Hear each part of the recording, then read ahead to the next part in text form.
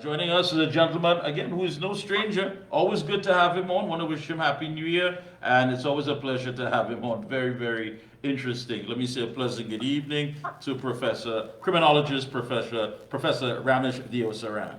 Pleasant good evening to you, sir. Thank you, Michael, and my best wishes to you and your staff for the new year. Yes, indeed. Well, these are quite some interesting times, I must say. Last time we spoke, a lot has taken place, especially in the the aspect of the crime situation with the SoE, and of course with the changing of the guards that is soon to take place with the Prime Minister in waiting, who of course is Mr. Stuart Young. Looking at the SoE, however, we were told, of course, that it's a response to the threat of gang-related violence and reprisals with high-caliber weapons. That was, of course, after two incidents in Port of Spain. Confusion, of course, came after conflicting statements from National Security Minister Fitzgerald Hines and Acting Attorney General at that time, Stuart Young. Hines, of course, claimed that the SoE was based on 2024 crime statistics, while Young cited recent high-powered shootings and the risk of gang reprisals. We are now, of course, looking at what the murder toll is. Today is the 21st. We had 22 murders for 2025 already, and many are questioning the effectiveness of the SoE. Please, what say you? There are three aspects to what you have just mentioned. Let us begin in the public interest. The circumstances surrounding this very important decision of establishing a state of emergency. The Prime Minister was in Tobago. The Minister of Energy and Minister in the Prime Minister's office, Mr. Young, and the Minister of National Security in Trinidad. We really don't know the level at which this decision was taken for the results that we heard. I don't understand how a Prime Minister could be in another country and a serious issue as this. The head of the cabinet, the head of the government, not present during the discussions. That is the impression the public got. And when you hear he wasn't at a meeting or a conference, he had planned a party sometime before, therefore it was urgent that he appear there. So it's quite puzzling in terms of how decisions are made, because it does raise the question of credibility. It does raise the question of seriousness, and it does raise the question of public accountability for a decision like this. So that's the first take-off point. The second take-off point is that it was told to us quite clearly that the reasons were, one, as you mentioned, gang warfare, ability of high-powered rifle and ammunition, AK-47, and so on. The second thing. And the third issue, Mikey, is that, well, could you have dealt with those issues without having a state of emergency?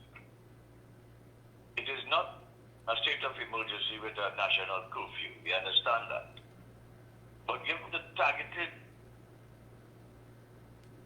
situation you explained, a state of emergency could have handled those two related issues. But they felt it was serious enough, and that is not yet convincing. I know one man was shot in Belmont police station, but the issue is not yet convincing. The third point, Mike, is, well, what is the result of it?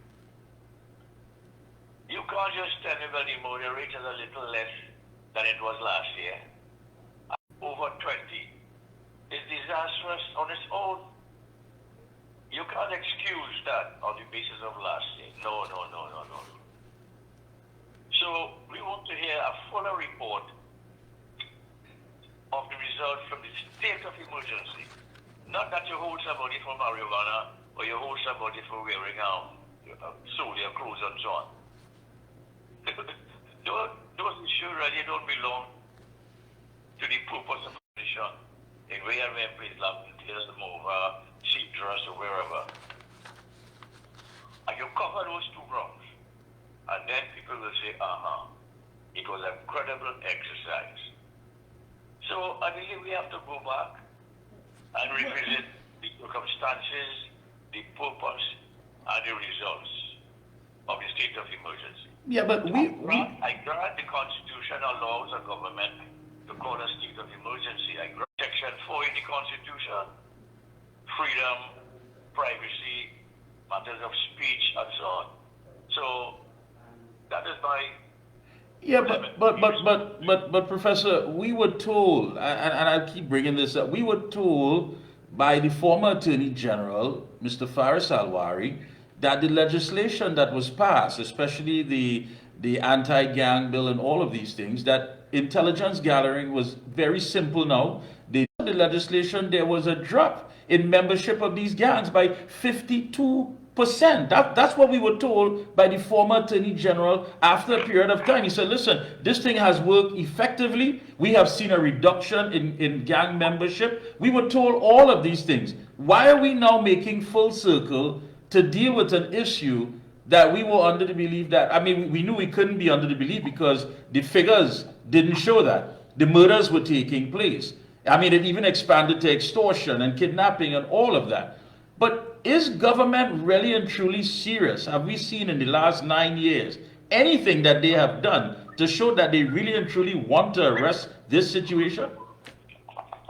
I think I would say that you could give them the benefit of the doubt to some extent, Mikey. I say yes, they're serious. Poor Fitzgerald Hines has been boasting his brains and giving speeches and living on hope and telling the public, well, all right, it'll be better tomorrow. Poor fella. But it is a matter of incompetence, not just seriousness. I think the ministry, the whole security apparatus in this country is continuously bedeviled by incompetence.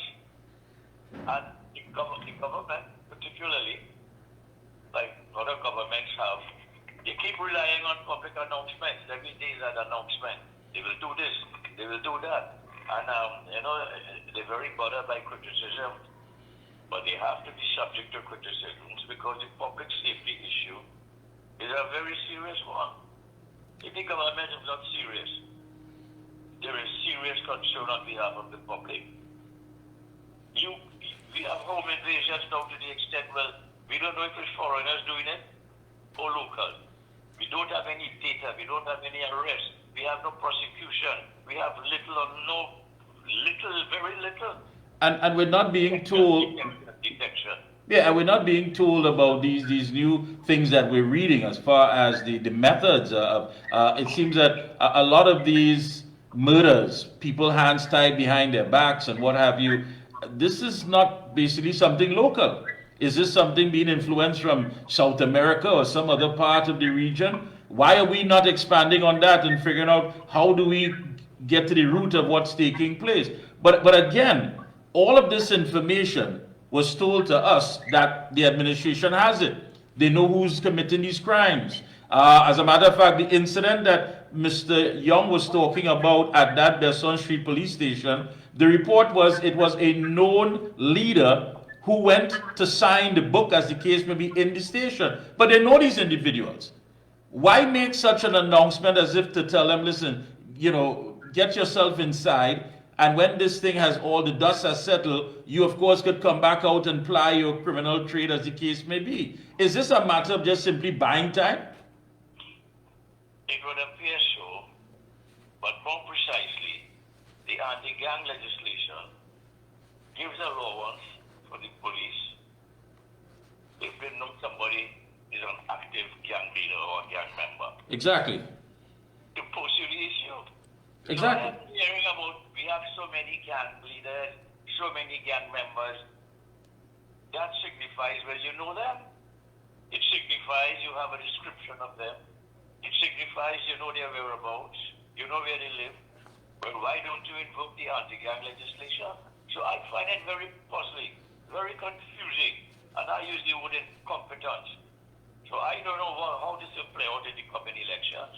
Yeah, I know you weighed in on Dr. Rowley's comments about the police officers hiding in the police station. He's saying that the controversial comments were taken out of context and misunderstood.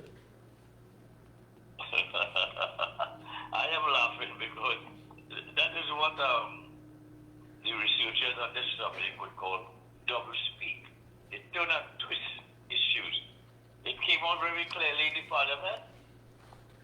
If I remember, he quoted some police stations that are closed up and then locked up.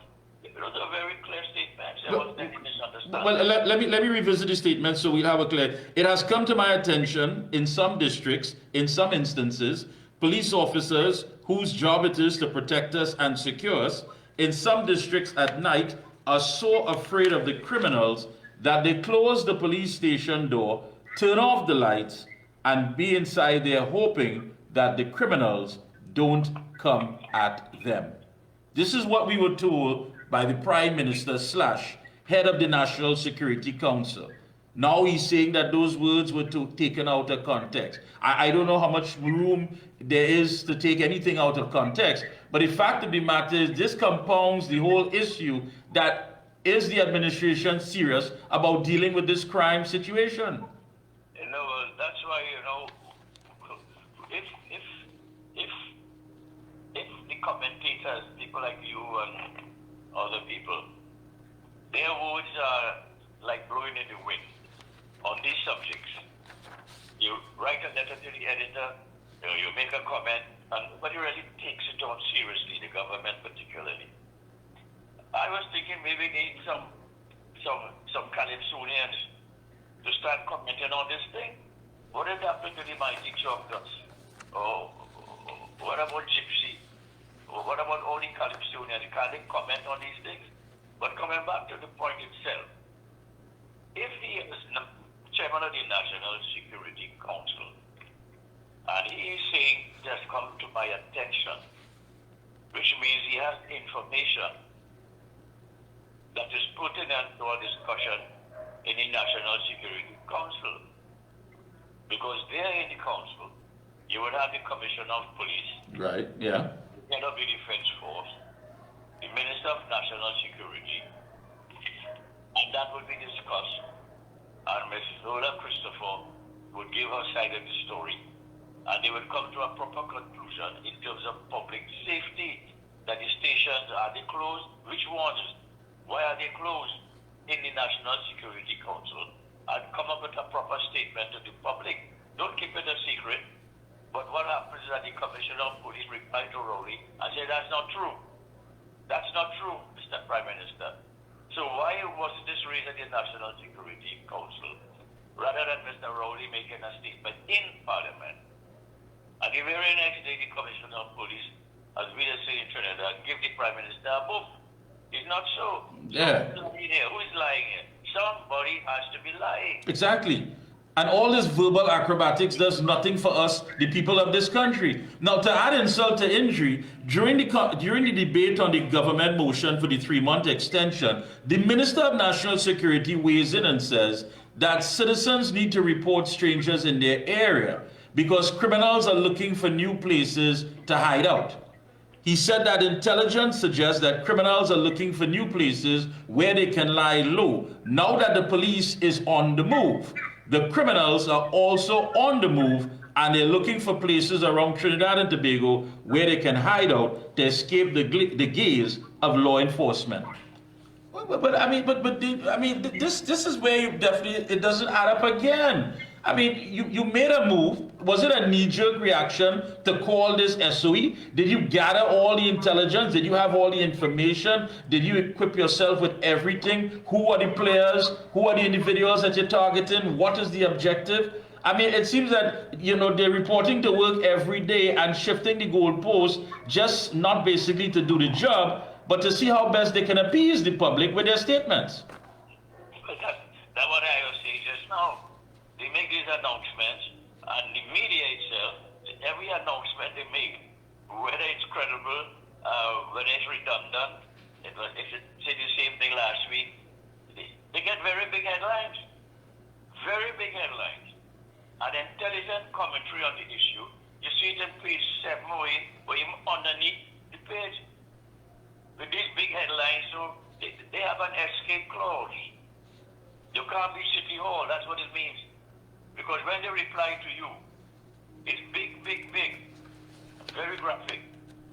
So, we're in a position here where we are tied down.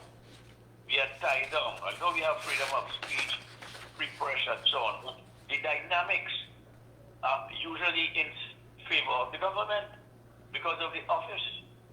So that's another issue. But you have to look at, maybe the press has to look at itself in such statements and bring some credibility, because you have a system now, you hear about Facebook and fact-finding, fact-checking. Maybe our media ought to do some more fact-finding and fact-checking too, and let the public know, as far as they can gather, what the truth is, especially in a case like this, where police stations are closed and so on. Yeah, but people, you're right. I mean, the media is basically just lapping it up, taking a reply. There seems to be no rebuttals from them as to say, listen, but on such and such date we were told this, on such and such date we were also told that this would be the situation. Nobody seems to be following up on these statements, and they're left there lingering as though it's logic. And that's the thing about it. We are being told these statements, and when you look at it, it's not even a shell of logic. There's absolutely no substance there. We are now being told, according to the Minister of National Security, again, Mr. Hines, that both of the country's hostile Cape-class patrol vessels are now back in service. So, you know, and he goes on to say that the borders were at no time at all porous. It was never open. And this is it. No, Professor Deosaran, today is the 21st day of the new year. We're already at 22 murders. Are they simply slowing down the inevitable to buy time? It's an election year. What do we, the citizens, what more can we do? Well, people will say, some people will say, go to the polls. But I am not yet convinced. I am not yet convinced, Mikey. I have to be convinced. I know that's an alternative. That's what the democracy is about. But I am still waiting to be convinced that going to the polls will solve these fundamental problems, especially of public safety, education, and so on. Because we will be like shadow boxing in the same ring, in the same political system we will use, where there is no accountability. I have repeated my concern with the fact that in Parliament you have the executive sitting with the legislator. It's not supposed to be so. The legislature should be separate from the executive so as to hold the executive accountable. But when you have the executive, which is supposed to be accountable and answer questions and be sanctioned, sitting together with the authority that is supposed to scrutinize you. Together, you have bodies in Parliament. So that's what concerns me in terms of, is the solution really the ballot box? Yes, but we have to look at these residual concerns about the framework in which we carry the fight. And that's one example. There are other examples, but But are you saying then that if the government or those parties, the UNC, let's put things in right with it. Are you saying that they have not laid out enough policies that is going to deal with this situation? You're not convinced about that as yet? Oh. No, we're talking. We have to talk. We have to have this discussion. We are 22 murders in the 21st day of the new year. Things may have slowed down on the surface, but I believe the inevitable is there. And people are simply just biding time. But what do you say? Tell me, do you believe that they have not laid out a comprehensive policy or plan to arrest this situation that has affected all of us? Well, that's the public view. The public feels that perhaps they're waiting until they finalize their selection for the candidates, and when the date is fixed, then they will come out with full force and maybe a manifesto with some plans to counter the government policies and so on. But it might be too late. It might be too late because the UNC even doesn't know when is election day. And that's another issue I have commented on. Why don't they propose a fixed election election date, so they will know in time how to fix up their business. The investors will know that they're coming in a place with an election due in so and so date. But it is a puzzle to know why we don't have a fixed election date, so that the opposition, the businessmen, the country will know well they have to stay in the country to vote, or everybody must be able to fix up their business. But if you have a guessing game, a lottery, called the election date in a democratic society, this guessing has to stop. There's not much certainty that doesn't do the public interest. I agree with you. I agree with you, Professor, 100%. But you have an individual walking around with this date in his back pocket, front pocket, whatever, so much so that he is now handing that date to someone else. I mean, with all due respect, I mean, no one expected, including the UNC, that someone who basically wrote a book from Mason Hall to Whitehall would say, listen, I've had enough and I want to go. Nobody expected. We've had prime ministers in the past and they've all faced the polls. Whether win, lose or draw, they faced the polls. Now we have one who is saying, listen, I don't think I'm up to it, but I have someone else that can play my role and in my place. Well, he has thrown that burden of responsibility, of political responsibility, on the youthful shoulders of Mr. Young. And he has to be careful he doesn't create the impression that he's running away from the responsibility of what happened in the last 9 years. He has to be very careful that he doesn't leave that impression with the public, because you have to come and face the poll as Prime Minister for what has happened in the last 9 years. And if he gives the impression that he's running away, I don't think that will fit very well in his legacy, so to speak. Yeah. Yeah, and one could basically say, listen, as much as the climate requires some sort of fresh mandate, someone is saying, listen, I have to get my business fixed up, because one side may be coming in and trying to rush in to serve the people, and you have one who may be there based solely on self-preservation. Yes, exactly. Yeah, yeah. So you ask yourself again, what is he running from? Well, he might be running from his Prasad Visesa. Professor, I want to thank you so much again for taking time out and linking with us. It's always insightful. I wish it would have been better with this SoE and what have you, but it's quite clear that this thing was not planned out, it wasn't thought out, and now we have to face the consequences like every other decision that is made via VAPs, unfortunately. Yes. There are other things, Mikey, but maybe another time. Another time. We'll have a part 2 to this. Thank you so much again. All the best. Enjoy the rest of your evening. All right, Mikey. Thank you so much.